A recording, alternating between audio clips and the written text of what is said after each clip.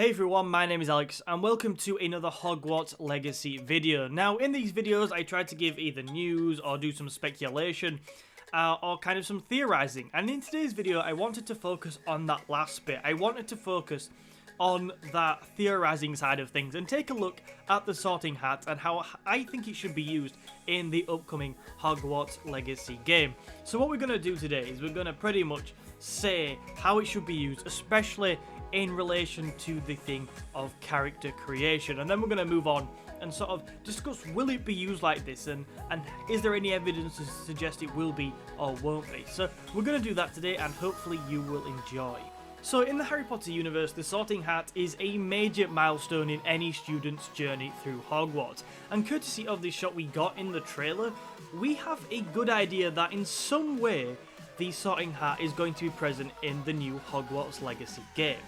And why is this important? Well, for most students we encounter within the Harry Potter universe, the Sorting Hat is one of the very first indications of what sort of characteristics and skills an individual is likely to possess, and also what sort of path they are likely to lead. Now don't get me wrong, it's not always 100% accurate. The cowardly Peter Pettigrew showed far more cowardice than you'd expect from the average Gryffindor, for example. But nonetheless, the Sorting Hat is still a pivotal place for finding out about people in Hogwarts and for people finding out about themselves, so I do think it's a very important bit to the game. So with all that in mind, for me the Sorting Hat has got to be the place to design your character. And by design your character, I'm talking about both your physical outward appearance, but more importantly probably, your traits and characteristics. Will you be brave and courageous and get sorted into Gryffindor? Will you work hard and pride yourself on your loyalty to others and join Hufflepuff? Will your intelligence and learning put you in Ravenclaw, or maybe your ambition and leadership will lead you down a darker path and into Slytherin? Whatever house you find yourself in though, it should impact what sort of things you can do in the game and your sort of playstyle, and therefore the angle you take when solving puzzles and completing quests. So leading on from that, let's take a deeper dive into how your character creation should work from a gameplay point of view once you put the Sorting Hat on. One shot in that chair trying to figure out where your character is going to lead in this game. Well, firstly, I want the process to be much more detailed than just the few characteristics I literally just mentioned when running through the houses. As I'm sure you know, lots of open world RPGs have explored character creation before, so the standard traits and characteristics ranging from skills and interactions with others, such as the ability to negotiate, or maybe even the ability to successfully lie and steal, stuff like that, and other abilities involving intelligence and strength, could all be very good options when creating your character with the Sorting Hat on. However, something which is crucial in my opinion, whether the character creation be with the Sorting Hat or with something else, there should 100% be Wizarding World specific skills on top of this revolving around magic and fantastic beasts, so that you not just get the average character creation that we've got in so many games before, but you also get that real Hogwarts magical experience. And obviously different wizards and different witches are better at different parts of magic. Oh, and by the way, I would quite like the ability to speak Parseltongue. I mean, that's a bit disturbing, but I think it would be pretty cool that if you're in Slytherin, for example, you could learn that.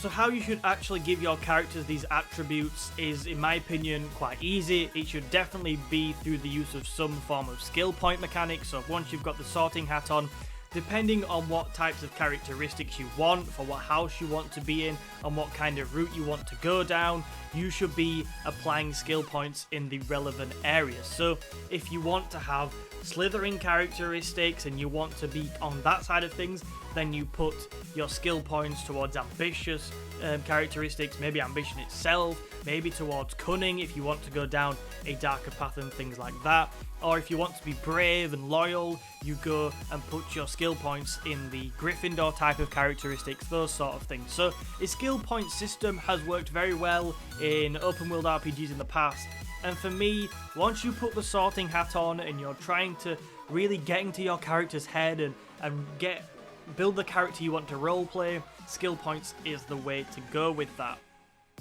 Now the second thing I think that should be taken into consideration here with the sorting hat on as well is which house you eventually end up in. Maybe Gryffindor could give you an ability, so on and so forth. So if you end up in Gryffindor, you get an ability. If you end up in Slytherin, you get a different ability, and so on and so forth. So I feel like the houses should be important. And finally, one thing I would definitely like to see, and this is sort of beyond the sorting hat, but it's still on that characteristic side of things.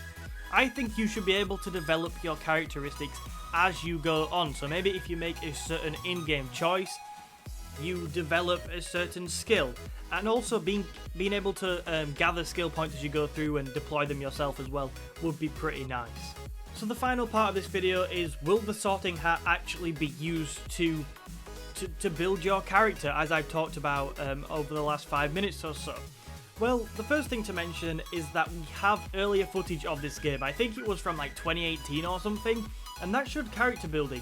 But the character building was not with the sorting hat on, if I remember correctly. I feel like the character building was far away from that, so maybe that suggests that the sorting hat will not be used for creating your character. However, one thing I would say on that is that was a long time ago, things change, and as I mentioned at the start of this video, we have definitely seen the sorting hat in the trailer. So the sorting hat is present and important in some way. If it makes the initial trailer, surely it's got some kind of function within the game. So I do feel like there's a pretty good chance that the sorting hat is going to have something to do with how your character works and is designed. So yeah, I'm confident it will have some form of role in that decision. Okay, so that is it for this video, but do let me know down in the comments, what do you think to the sorting hat? How do you think we'll get to create our characters in Hogwarts Legacy? Do you think it will be through the sorting hat or something else? Also, what kind of characteristics do you want to be able to choose for your character in this game? Let me know that down in the comments as well. The final thing I want to say is that we are very nearly at 4K subs, so it'd be really cool if you want to see more Hogwarts Legacy, if you could hit that like button and subscribe to the channel. So yeah, thank you very much for watching.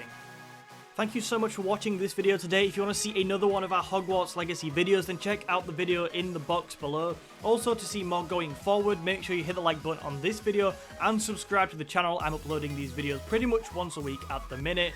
My name is Alex, and I will see you in another video soon.